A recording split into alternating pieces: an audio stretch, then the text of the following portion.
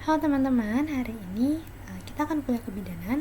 Kuliah kebidanan kali ini adalah tentang perdarahan antepartum. Perdarahan antepartum adalah perdarahan yang terjadi pada masa kehamilan usia lebih dari 28 minggu. Nah, salah satu diagnosis perdarahan antepartum adalah placenta previa. Perdarahan antepartum.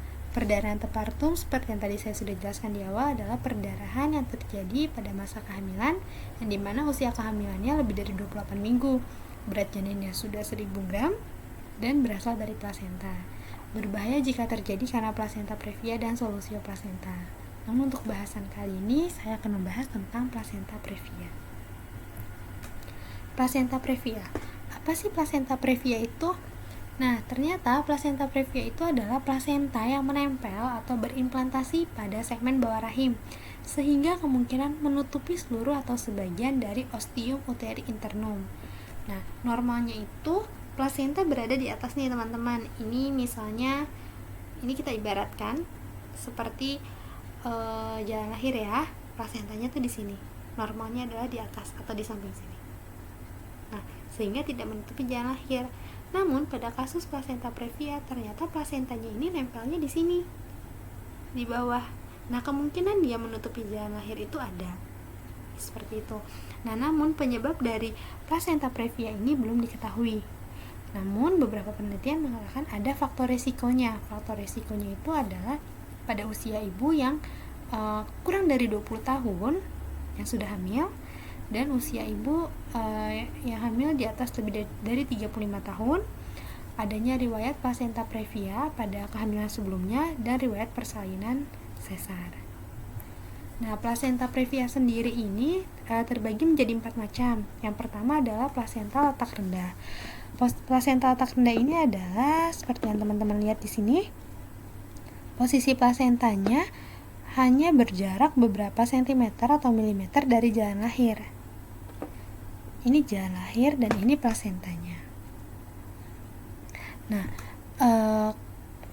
pada kondisi ini proses persalinan masih bisa dilakukan secara normal.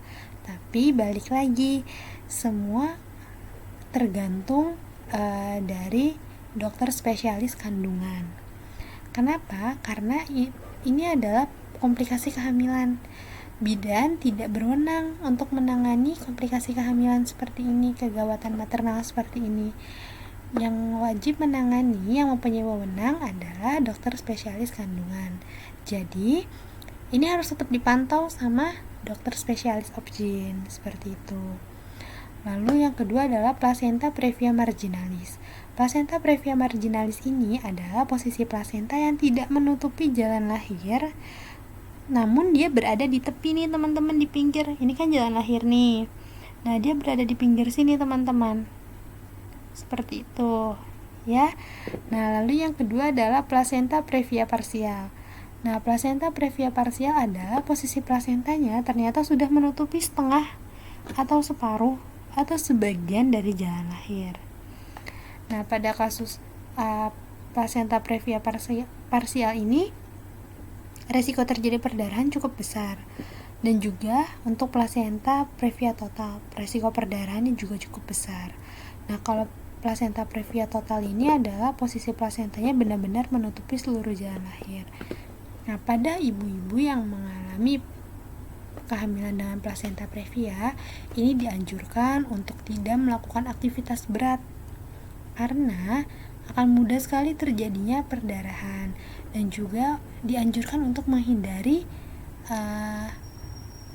berhubungan intim karena itu akan memicu terjadinya perdarahan.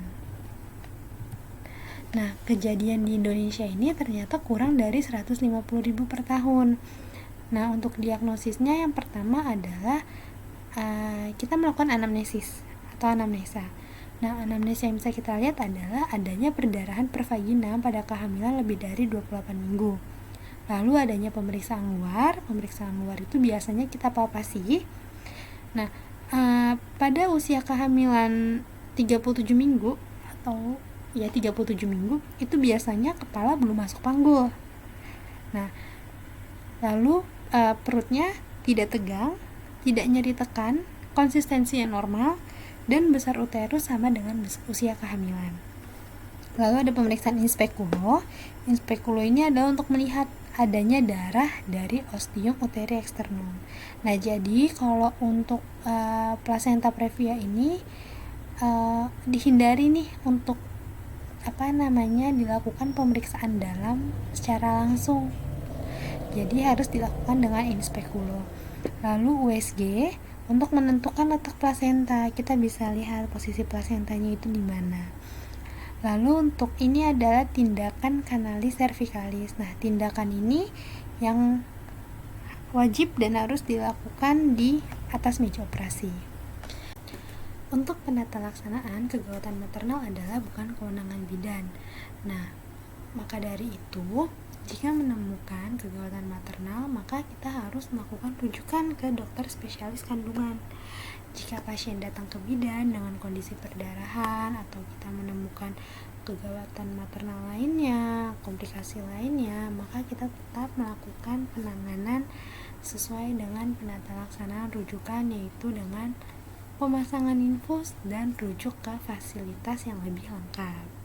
Nah, sekian untuk materi kuliah kita tentang perdarahan antepartum, khususnya plasenta previa.